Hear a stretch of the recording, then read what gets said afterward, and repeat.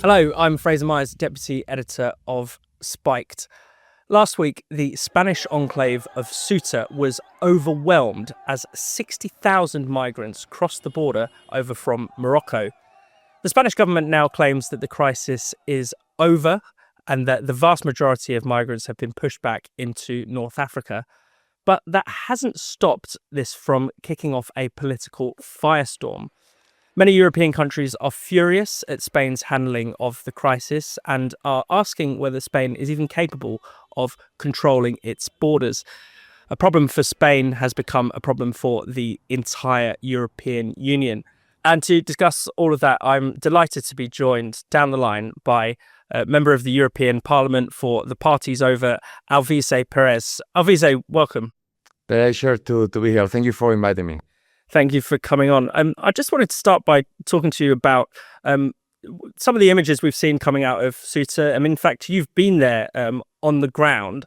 So could you tell us what happened and some of the things that you saw personally?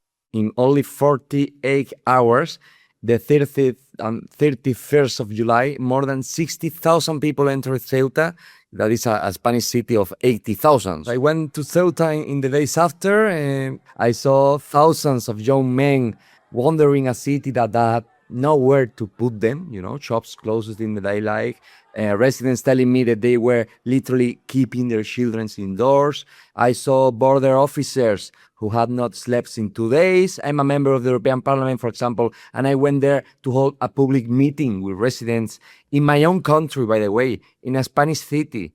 And it was physically impossible. There was no public order left to hold it in. And that is when you understand what losing control of your territory actually means. An elected representative like me with 1 million votes cannot stand in a square and speak. And this isn't the first time that Ceuta has been, a part of the migration crisis. A lot of people have tried to use it as a way from coming from Africa to Europe. Is a big problem here that Pedro Sanchez has given an amnesty to illegal migration. He says this has nothing to do with the crisis, but surely it sends the signal that people are free to come to Spain, that they should come to Spain and they will be given residency. Well, yes, actually, this happened 1 week after the decision of the Tribunal Court of Spain, saying that the law of Pedro Sanchez about the normalization and the legalization of 3.5 million illegals, it's legal, actually. So that decision of the Tribunal Court in Spain, in my opinion, is the origin of all this crisis in Ceuta. And the trigger that I present in the court ruling of July the 8th is people who reach Ceuta swimming cannot be turned back at the border. I don't know if this happened the same way in your country. In legal terms, it is narrow. In marketing terms, it was dynamite. Within days, it was being solved on the other side as Spain has opened the door. Yeah, and in general, has a lot of Europeans are very angry about this. They think Spain has not done enough. Do you agree with fellow Europeans that say actually Spain needs to sort out its border issue? I empathize with all the European people that says Spain today is not a place to go if you want to feel secure, And about the Schengen space, of course we like Schengen space, but we don't want Schengen space with 3.5 illegals, Africans that we don't know anything about them. So I have the heart a little bit broken because I can empathize with Italians and with French and with German people. That's why I fully support all these countries in their decision to close the border to Spain. But I also want to close the border of Ceuta, so Morocco cannot repeat this kind of situation again. But I can remember, and I should tell you, we are giving a lot of European money to Morocco. Yeah. So why we're giving thousands and thousands of millions of euros to Morocco, they still doing this? Why do you think Morocco is doing this? To what extent are they to blame, the government, encouraging people to come, at the very least, turning a blind eye to all these flows when, Morocco is, as you say, getting lots of European money to stop this kind of thing? Well, the reason is easy. 3 days before this massive entry in Ceuta, the Spanish government had a meeting in Algeria. Sure that you know the relation between Algeria and Morocco. We need easier access to energy and to the Algerian gas, and Morocco wants to protect their economical interest on that business. So they're literally saying, if you don't buy me, you are not going to buy anywhere, or you are going to lose these Spanish cities because I'm going to make impossible living there for you, Spanish people. So, Esther, first of all, what was your reaction to some of the footage we saw last week of what we now know to be 60,000 people crossing the border from Morocco into Ceuta? I mean, I didn't mean to sound rude, but it kind of looked medieval. It's like if I had to shoot scenes of what I thought Genghis Khan and his army looked like as they were rolling into the Asian steppes, that's probably what it would look like.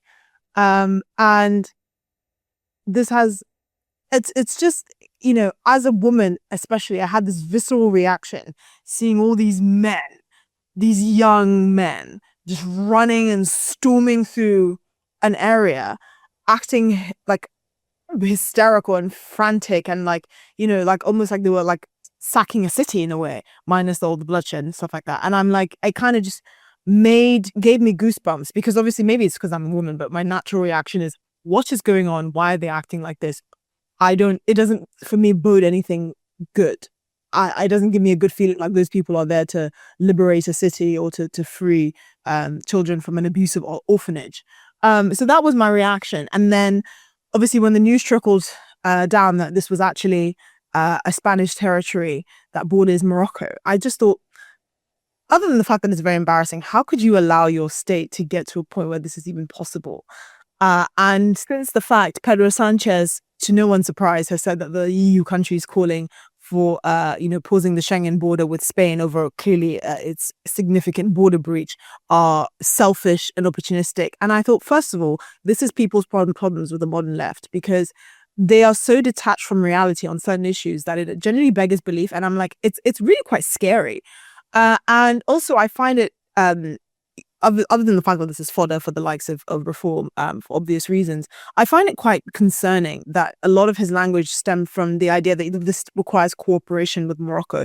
If the integrity of your borders requires another country's basically permission, you don't have a border. And I think it kind of echoes the sense that people are feeling in the UK, the fact that we send France hundreds of millions of pounds a year, and we're still seeing this complete inability to get to grips with predominantly men coming across the English Channel. Governments are made and broken off the back of these things because it's completely unacceptable. The primary function of a government is to secure to protect its people within and outside of its borders. If you cannot do that, nothing else matters. Not the economy, not welfare, not education, nothing else matters, because that is the original purpose of a government. So yeah, that's what I thought. I mean, this has been terrible PR for Spain.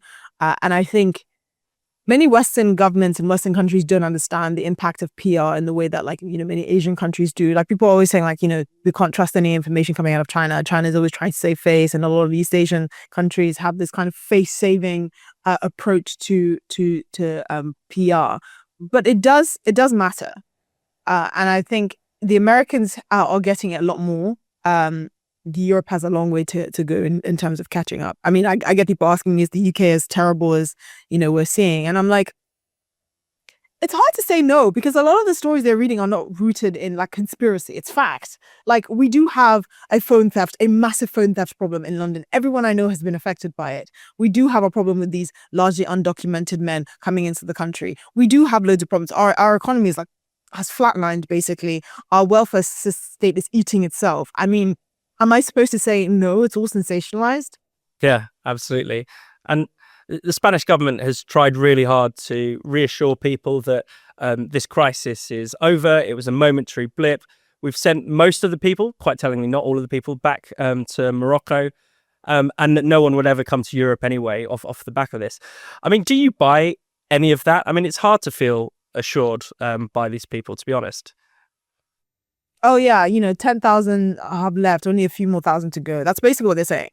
And I can't even believe that's supposed to reassure anyone, but in their defense, I don't know what else they're supposed to say. It's one of those things that I think it's usually the telltale sign of people that are completely deranged. No, seriously, it's a sign of severe mental illness and being mentally unwell, that you think that somehow you can spin this on the people that have a problem with tens of thousands of random men just storming their border. Like, people are the problem for having a problem with that.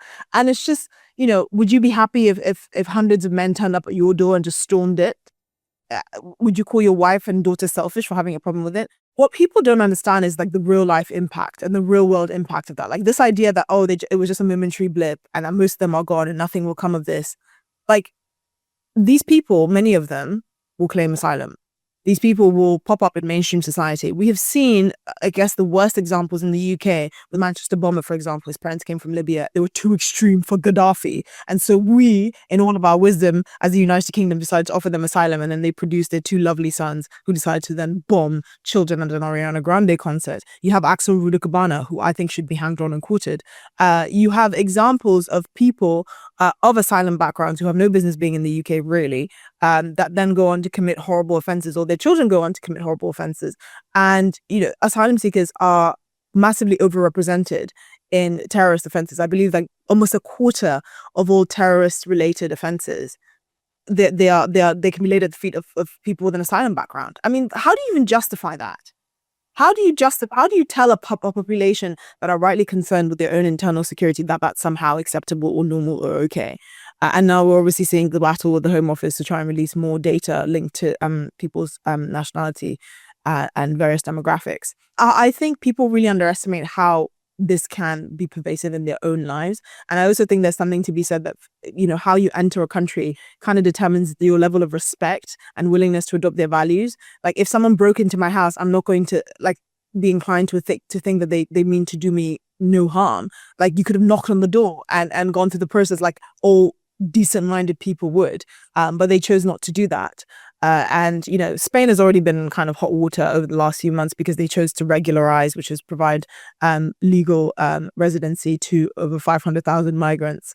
And the estimates put actually the actual figure at around 1.2 million that applied. So that's over double.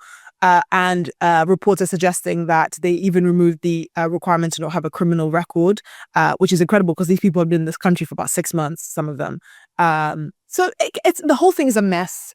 And I for people that say, oh, this is just fodder for the far right, look, my belief is this: politics is a battle place of ideas. If you do not offer better ideas, you cannot complain when someone else does. It's really that simple. If you don't want people to flock to the far right on the issues of immigration, then fix it. Yeah. The last Conservative government paid Australian consultants to try and get the same results that they did in 2012 when they were, took a whole bunch of their own version of boat migrants from the likes of Indonesia and Malaysia to Nauru, and they processed them there. And they basically solved the problem within a year. And there was cross-party agreement on the issue. It was not controversial because the Aussies thought, rightly so, this is bloody bonkers and this is something we just don't want to deal with. It's the same thing with the grooming gangs. People don't know that Australia actually did have a brief problem with grooming gangs in the early 2000s, and they nipped that in the bud immediately. And do you think the tide is turning, though? I mean, it's interesting to see European leaders. They're going to be having this meeting this week. They've all, lots of them have come out against Sanchez. They've accused him of opening the border. I mean, that contrasts quite a lot with, say, 2015 when Angela Merkel decided to unilaterally open Europe's borders, and few people were willing to criticize her at the time, apart from a few Eastern European countries. So, is the tide turning? Have we reached the point where even the European elites are starting to wake up that the public is not going to tolerate this much longer? I think the tide is turning, but performatively. I mean, I think you're right to kind of draw parallels with what Angela Merkel did in 2015, which I think was, quite frankly, treasonous.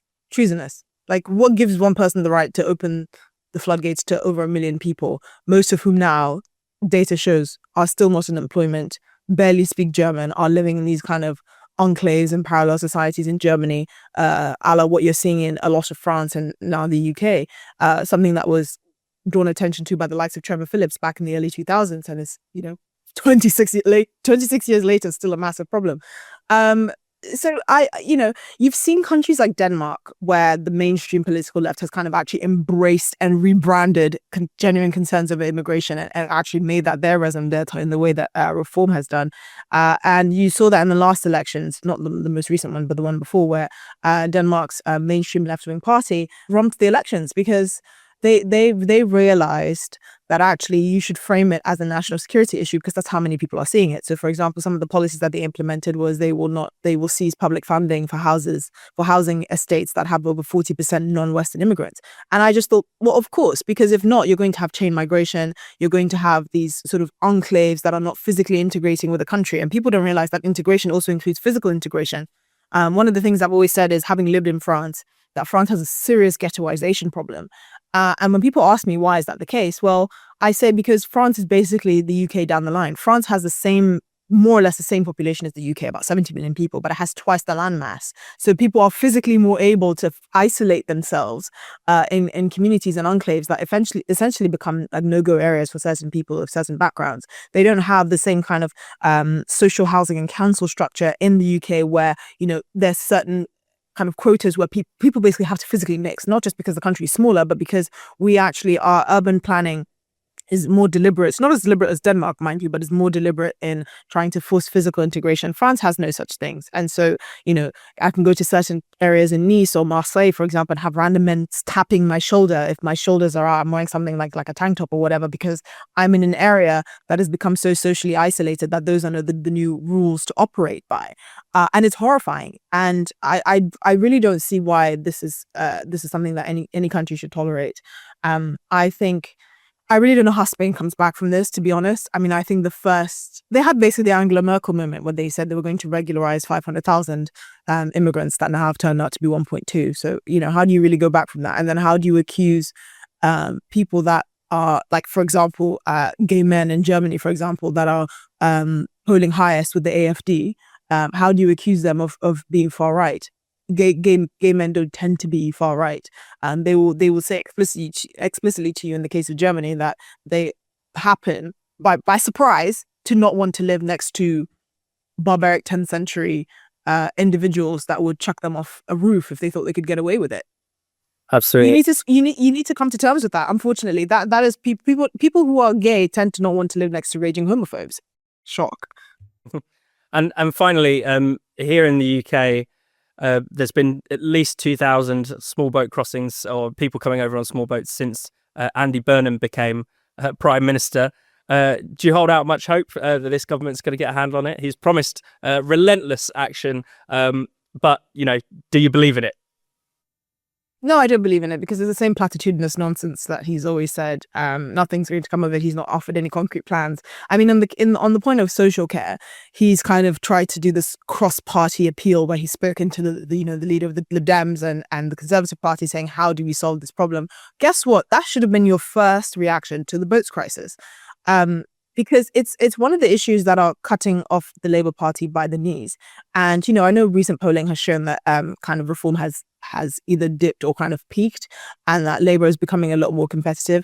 I kind of get that, but I also think it's partly because of like this honeymoon period for Andy Burnham. But I don't think it's going to be taken seriously, and it's really unfortunate. And I feel like in many ways we're living in a failed state. And I know that sounds like something you would attribute to like a banana republic. The example of the sort of early release of prisoners, the next round of that, which is becoming more and more controversial because according to analysis of the Ministry of Justice data, the largest cohort that are going to be released, over 900 offenders, are people that have been charged with sexual assault against children.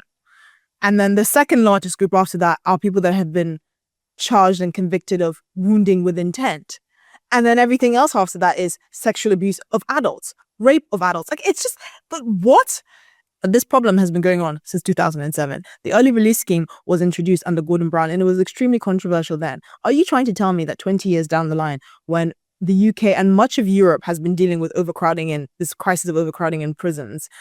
They have not been able to get to grips with it. This is during the Gordon Brown, like Blair era, where, you know, public spending was through the roof. They were building hospitals and all of these things, fine, rightly so, but they couldn't find enough money and foresight to think, maybe let's build prisons and prioritize that. Again, these are the actions of a failed state, because the primary, and I would suggest only function, if there's no other function of a government, is to protect its citizens within and outside of its borders. If you can't even do that, why are you talking to me about welfare? Why are you taking my money to give to someone else when you can't even build prisons and I probably have to live next door to someone convicted of sexual assault against children?